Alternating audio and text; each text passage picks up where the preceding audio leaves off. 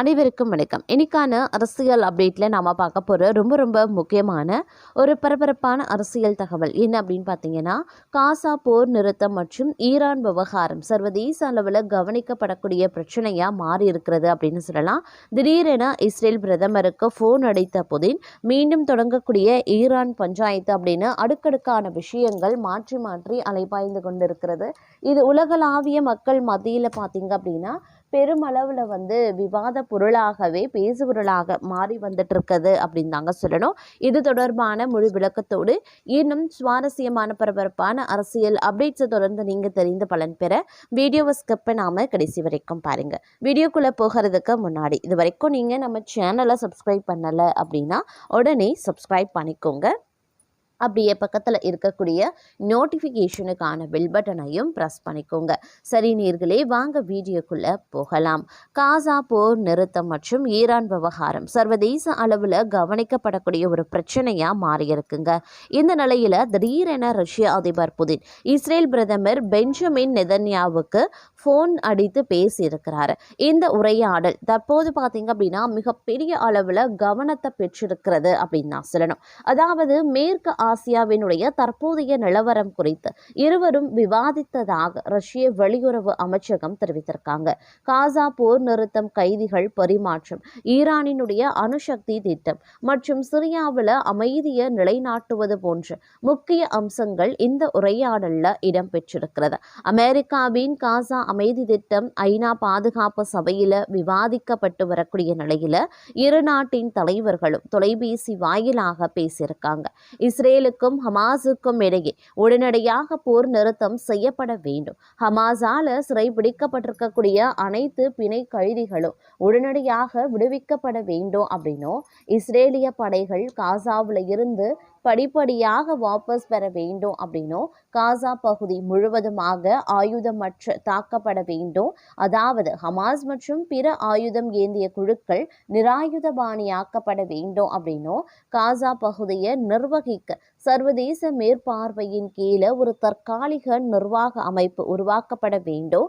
காசாவின் பாதுகாப்பு மற்றும் ஸ்திரத்தன்மையை உறுதி செய்வதற்காக ஒரு சர்வதேச பாதுகாப்பு படை அமைக்கப்படும் அப்படின்னு அமெரிக்கா தனது அமைதி திட்டத்தில் வலியுறுத்தி இருக்காங்க. சமீப காலமாக இரு தலைவர்களுக்கும் இடையில பல முறை பேச்சுவார்த்தைகள் நடந்திருக்கு. கடந்த அக்டோபர் மாதத்திலையும் புதினும் நெதன்யாகுவும் அமெரிக்காவின் காசா திட்டத்தை பற்றி விவாதித்திருந்தாங்க. சனிக்கிழமை நடந்த இந்த உரையாடலை புதின் தான் தொடங்கியதாக ஒரு செய்தி நிறுவனத்திலையும் சொல்லப்பட்டிருந்ததுங்க. அது மட்டும் இல்லாம அமெரிக்காவினுடைய யோசனையை இஸ்ரேல் ஆதரித்தாலும் ஹமாஸ் முழுமையா ஏற்றது கிடையாது. இஸ்ரேல் பிரதமரினுடைய அலுவலகம் இந்த அழைப்பை உறுதி செய்திருந்தாங்க. ஆனா கூடுதல் விவரங்கள் எதையுமே வெளியிடல. ஐநா பாதுகாப்பு சபையில வெளியிடப்பட்ட கூடுதல் அமெரிக்காவினுடைய தீர்மானத்திற்கு சீனா மற்றும் ரஷ்யா எதிர்ப்பு தெரிவித்திருக்கிறது. இந்த அமைதி வாரியம் அப்படின்ற யோசனையை தீர்மானத்துல இருந்து நீக்க வேண்டும் அப்படின்னு இரு நாடுகளும் வலியுறுத்தி இருக்காரு. குறிப்பிடத்தக்க ஒரு விஷயம் அப்படின்னு கூட சொல்லலாம். இது ஒரு புறம் அப்படின்னா, மறுபுறம் ஈரானினுடைய அணு ஆயுத அச்சுறுத்தல் அப்படிங்கிறது தொடர்பா இஸ்ரேல் தரப்புல இருந்து கவலை தெரிவிக்கப்பட்டிருக்கலாம் அப்படின்னு சொல்லப்படுதுங்க. ஏன்னா ஈரானினுடைய அணு சக்தி திட்டத்திற்கு ரஷ்யா அதிக அளவுக்கு உதவியை செய்து வந்துட்டு இருக்கிறது அப்படிங்கிறது ஒரு குறிப்பிடத்தக்க ஒரு விஷயம் அப்படின்னே கூட சொல்லலாம்.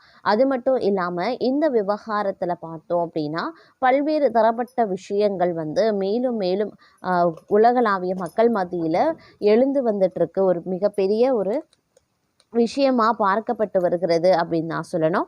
அது மட்டும் இல்லாமல் உக்ரைன் போரை நிறுத்துவதற்காக பார்த்தோம் அப்படின்னா புதின் பல்வேறு நடவடிக்கைகளை மேற்கொள்ள விருப்பப்படலை அப்படின்ற ஒரு செய்தியும் வெளியாகி இருக்கக்கூடிய பட்சத்தில் பார்க்கும் பொழுது, இந்தியா பாகிஸ்தான் நாடுகள் போரை நிறுத்தலை அப்படின்னா இரு நாடுகளுக்கும் 350% வரி விதிக்கப்படும் அப்படின்னு எச்சரித்தேன் அப்படின்னு நாங்கள் போருக்கு செல்லவில்லை அப்படின்னு மோடி கூறியதாக அமெரிக்க அதிபர் ட்ரம்ப் தெரிவித்திருந்தார். பல்காம் தீவிரவாத தாக்குதலுக்கு பதிலடியாக பாகிஸ்தான்ல தீவிரவாத முகாம் மீது ஆபரேஷன் சிந்தூர் அப்படின்ற பெயரில் இந்தியா தாக்குதல் நடத்தியிருந்தது. இரு நாடுகளுக்கும் இடையிலான மோதல் 4 நாட்கள்ல முடிவுக்கு வந்தது. போர் நிறுத்தத்தில் 3ஆம் தரப்பு தலையீடு இல்லை என்று இந்தியா தொடர்ந்து கூறி வந்துட்டு இருக்காங்க. ஆனா இந்தியாவுக்கும் பாகிஸ்தானுக்கும் இடையேயான மோதலை உதவியது நான் தான் அப்படின்னு அமெரிக்க அதிபர் ட்ரம்ப் 60 முறைகளுக்கும் மேல சொல்லிவிட்டார். இந்த நிலையில சவுதி இளவரசர் முகமது பின் சுல்தானுடன் அமெரிக்க சவுதி முதலீட்டு மன்றத்தில் நடந்த நிகழ்ச்சியில அதிபர் ட்ரம்ப் பேசும்போது அணு ஆயுதங்களை வைத்திருக்கக்கூடிய இரு அண்டை நாடுகளுக்கு இடையே போர் நடந்தது. அப்போது நான் ஒவ்வொரு நாட்டிற்கும் 350% வரி விதிக்க போகிறேன், அமெரிக்காவுடன் இனி வர்த்தகம் இல்லை அப்படின்னு அறிவிக்க போகிறேன் அப்படின்னு சொன்னாரு. பின்னர் நீங்க அது செய்ய வேண்டாம் அப்படின்னு இந்தியாவும் பாகிஸ்தானும் கேட்டுக்கொண்டாங்களாம். நீங்க அணு ஆயுதங்களை பயன்படுத்தி லட்சக்கணக்கான மக்களை கொன்று குவித்து லாஸ் ஏஞ்சல்ஸ் அருகே அணு துகள்கள் மிதப்பதை நான் அனுமதிக்க மாட்டேன் அப்படின்னு சொன்னேன். போரை நிறுத்தினா நல்ல வர்த்தக ஒப்பந்தம் செய்யலாம் அப்படின்னு சொன்னேன். இதை போன்றே வேறு எந்த அதிபரும் செய்திருக்க மாட்டாங்க. போர்கள் அனைத்தையும் தீர்க்க நான் வரிகளை பயன்படுத்தினேன். 8 போர்கள்ல 5 வர்த்தகம் வரிகள் காரணமா தீர்க்கப்பட்டிருக்கிறது. பாகிஸ்தான் பிரதமர் ஷெபாஸ் ஷெரீப் என்னை அழைத்து வெள்ளை மாளிகையின் தலைமை தளபதி சூசி வைல்ஸ் முன்னிலையில் லட்சக்கணக்கான உயிர்களை காப்பாற்றியதற்காக நன்றி தெரிவித்தார். பிரதமர் மோடி கிட்ட இருந்து வந்த அழைப்பு வந்ததாகவும் நாங்க முடித்து விட்டோம் அப்படின்னும் நீங்க எதை முடித்து விட்டீர்கள் என்று கேட்ட அதற்கு பதிலளித்த மோடி நாங்க போருக்கு செல்ல போவதில்லை அப்படின்னு தெரிவித்திருக்காரு அப்படின்னு சொல்லியிருந்தார். அதே மாதிரி மம்தானி ட்ரம்ப் சந்திப்பு அமெரிக்காவின் நியூயார்க் புதிய மேயராக தேர்ந்தெடுக்கப்பட்டிருக்கக்கூடிய ஜோரான் மம்தானியை சந்திக்க உள்ளதாக அமெரிக்க அதிபரும் தெரிவித்திருந்தார். அமெரிக்கா நியூயார்க் மேயர் தேர்தலில் இந்திய வம்சாவளியும் முதல் இஸ்லாமிய மேயருமான ஷோரன் மம்தானி வெற்றி பெற்றார். அவர் ஜனவரி 1ஆம் தேதி பதவியேற்கவும் போகிறார். மேயர் தேர்தலில் மம்தானி மீது கடுமையான குற்றச்சாட்டுக்களை ட்ரம்ப் கூறி வந்தார். இந்த நிலையில மம்தானியை நேரில் சந்திக்க உள்ளதாக ட்ரம்ப்பும் தெரிவித்திருக்கிறதும் குறிப்பிடத்தக்க ஒரு விஷயம். அதே நேரம் இந்தியாவுக்கும் பாகிஸ்தானுக்கும் இடையில பார்த்தீங்க அப்படின்னா அணு ஆயுத போர் மூழ்வதை தலையிட்டு தடுத்து நிறுத்தியதாக அமெரிக்க அதிபர் டொனால்ட் ட்ரம்ப் மீண்டும் ஒரு முறை உரிமை கோரியிருக்கிறார்.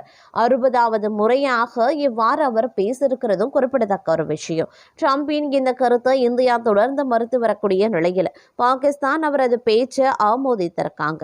கடந்த ஏப்ரல் 22ஆம் தேதி அன்று காஷ்மீரின் பல்காம் பயங்கரவாதிகள் நடத்திய தாக்குதலில் 26 பேர் கொல்லப்பட்டதற்கு பதிலடியாக இந்திய ராணுவமே மே 7ஆம் தேதி அன்று ஆபரேஷன் சிந்தூர் மூலம் பாகிஸ்தானில் இருக்கக்கூடிய பயங்கரவாதிகளின் இடங்கள் மீது தாக்குதல் நடத்தியிருந்தது. இதைத் தொடர்ந்து இரு நாடுகளுக்கும் இடையே ஏற்பட்ட மோதல் மே 9ஆம் தேதி அன்று ஏற்பட்ட அமைதி ஒப்பந்தம் மூலம் முடிவுக்கு வந்தது. இந்த நிலையில் சவுதி அரேபிய பட்டத்துக்கு இளவரசர் முகமது பின் சல்மான் கலந்து கொண்ட அமெரிக்கா சவுதி முதலீட்டு மாநாட்டில் டொனால்ட் ட்ரம்ப் பேசியிருந்தார்.